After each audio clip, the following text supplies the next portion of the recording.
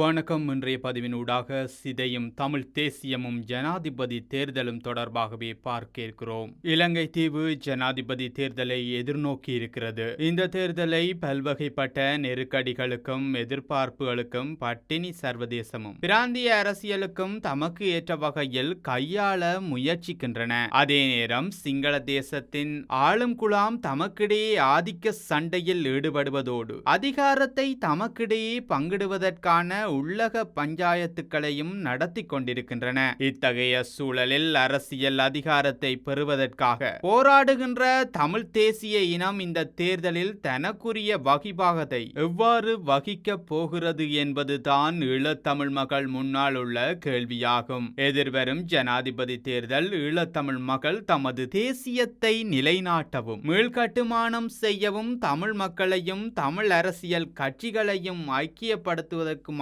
ஒரு வாய்ப்பையும் தந்திருக்கிறது. சிங்கள தேசத்தின் தலைவனை தெரிவு செய்கின்ற ஜனாதிபதி தேர்தலில் தமிழ் மக்கள் தமது தேசியத்தையும் தேசிய ஒருமைப்பாட்டையும் வெளிக்காட்டக்கூடிய ஒரு தேர்தலாக இதனை மாற்றி அமைத்து பயன்படுத்த வேண்டும். இப்போது இங்கே தேசியம் என்றால் என்ன என்பது பற்றிய புரிதல் தமிழ் தலைவர்களிடமும் இல்லை என்றே சொல்லலாம். தமிழ் தேசிய செயற்பாட்டாளர்கள் என்று சொல்லப்படுபவர்களிடமும் அது இல்லை.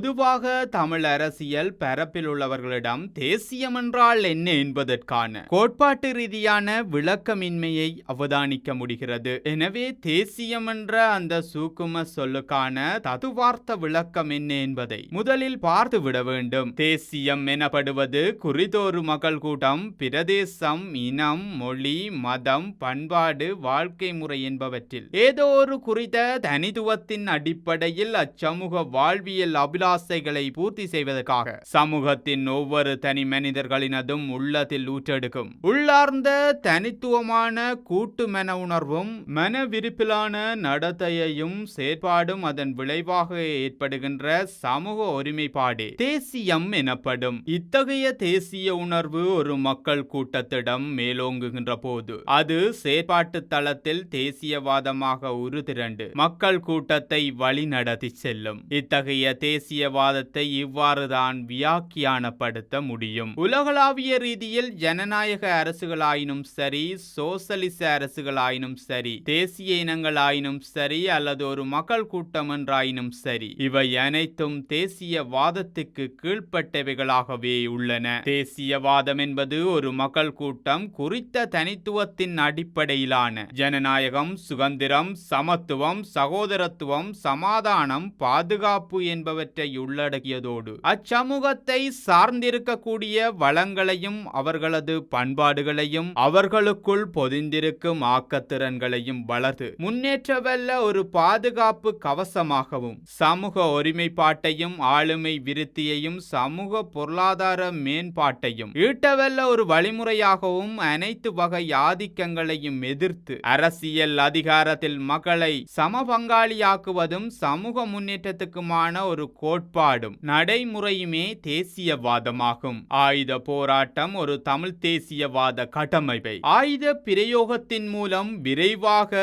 கட்டமைப்பு செய்தது. வளர்ச்சி என்பது நிலையானதாகவும் படிமுறையானதாகவும் கட்டமைப்பு செய்யப்பட வேண்டும். அவ்வாறு செய்யப்படாமல் சடுதியான வளர்ச்சி என்பது உறுதியானதும் நிலையான வளர்ச்சியாகவும் அமைவதற்கான வாய்ப்புகள் அரிது. ஆயுத போராட்டத்தின் மூலம் உருவாக்கப்பட்ட அந்த விரைவான தமிழ் தேசிய கட்டுமானம் ஆயுத போராட்டம் நீண்ட காலத்துக்கு நிலை பெற்றிருந்தால் நிச்சயமாக நிலையான உறுதியான தமிழ் தேசியமாக நிலை பெற்றிருக்கும். அவ்வாறு நிலை பெற்றிருந்தால் இன்றைய தமிழ் தேசிய சிதைவு ஏற்படுவதற்கான வாய்ப்புகள் ஏற்பட்டிருக்காது. மாறாக ஒரு நிலையான வலுவான தேசியவாத கட்டமைப்பு ஈழத்தமிழ் மக்கள் மத்தியில் நிலை பெற்றிருக்கும். துரதிர்ஷ்டவசமாக ஆயுத போராட்டம் முள்ளிவாய்க்காலில் பெரும் மனித பேரழிவை ஏற்படுத்தி முடக்கப்பட்டதன் பின்னர் தமிழ் தேசியம் தொடர் சிதைவுகளுக்கும் சீரழிவுகளுக்கும் உட்பட்டிருக்கிறது. இந்த சீரழிவை தடுத்து நிறுத்த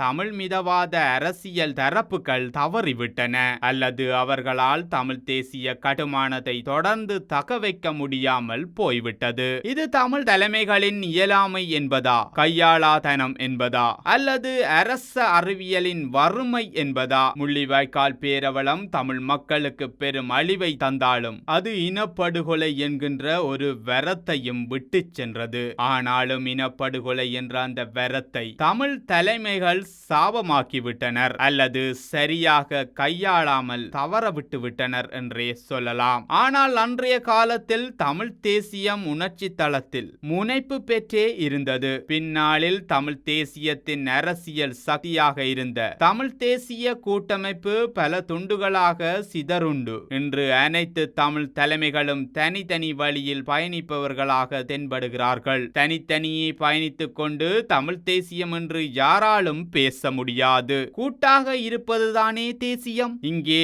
தனிமையாக இருந்து கொண்டு தேசியம் என்று பேசுவது விந்தையானது. இப்போது தமிழ் தேசியம் சிதைவுக்குள்ளாகி இருக்கிறது, சீரழிவுக்குள்ளாகி இருக்கிறது, ஆபத்துக்குள்ளாகி இருக்கிறது என்பதை அனைவரும் புரிந்து கொள்ள வேண்டும். ஆனாலும் ஈழத்தமிழ் அரசியல் பரப்பில் தமிழ் தேசியம் என்ற சொல் எல்லோராலும் உச்சரிக்கப்படுகிறது. எல்லோரும் தமிழ் தேசியத்தின் காவலர்களாக தம்மை காட்ட முற்படுகிறார்கள். தேசியம் தேசியம் என்று அடிக்கடி மந்திர உச்சாடனமாக உச்சரித்து விட்டால் மாத்திரம் அது தேசியம் ஆகிவிடாது. ஒட்டுமொத்த தமிழ் மக்களின் நலனுக்காக ஒவ்வொருவருடைய உணர்வினாலும் செயல்களினாலும் அது நிரூபிக்கப்பட வேண்டும். இங்கே தமிழ் தேசியம் என்று ஊளையிடுகின்ற அனைவரும் தமிழ் தேசியத்துக்கு எதிரான திசையில் செல்வதையே தமிழ் தேசியத்துக்கான கோட்பாட்டு விளக்கம் கோடிட்டு காட்டுகிறது.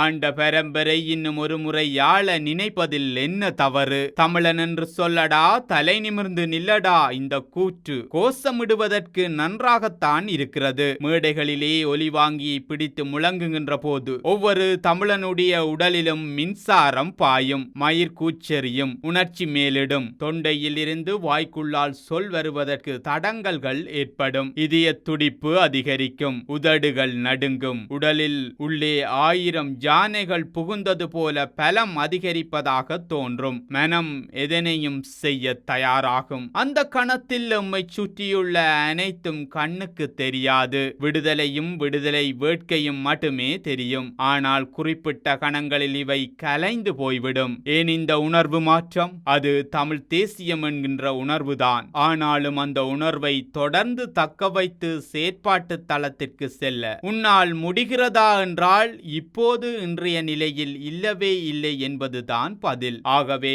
தமிழ் தேசியம் என்கின்ற ஆத்மார்த்தமான அந்த உணர்வு ஏன் செயற்பாட்டு தளத்தில் இப்போது நின்று பிடிக்க முடியவில்லை? அதற்கான காரண காரியங்கள் பற்றி அறிவியல் பூர்வமாக, தத்துவார்த்த ரீதியாக, கோட்பாட்டு ரீதியாக, சமூகவியல் ரீதியாக ஆராயப்பட வேண்டும். அவ்வாறு ஆராய்ந்து எவ்வாறு இதனை ஒரு செயற்பாட்டு தளத்தில் தொடர்ந்து தக்க வைக்க முடியும் என்பதற்கான விஞ்ஞான ரீதியான ஆய்வு முடிவுகளுக்கு தமிழினம் செல்ல வேண்டும். இல்லையேல் தமிழ் தேசியம் என்பது காணல் நீராகவே தமிழ் மக்களின் அரசியலில் தோன்றி தமிழ் மக்களை வழிநடத்தி தமிழ் அரசியல் அபிலாசைகளை வென்றெடுக்க முடியாமல் பகல் கனவாய் பாழாய் போகும். இதுவே தமிழ் அரசியல் வரலாறாக வரலாற்று பரப்பில் பதியப்பட்டுவிடும். அது மாத்திரமல்ல, எந்த அரசியல் உணர்வுகளையும் பெறாது வெறும் கோஷமிடும் கூக்குரலிடும் ஒப்பாரி வைக்கும் ஒரு மக்கள் கூட்டமாகவே வாழ்ந்து சிதைவடையும் மக்கள் கூட்டமாக தமிழினம் இருக்கும்.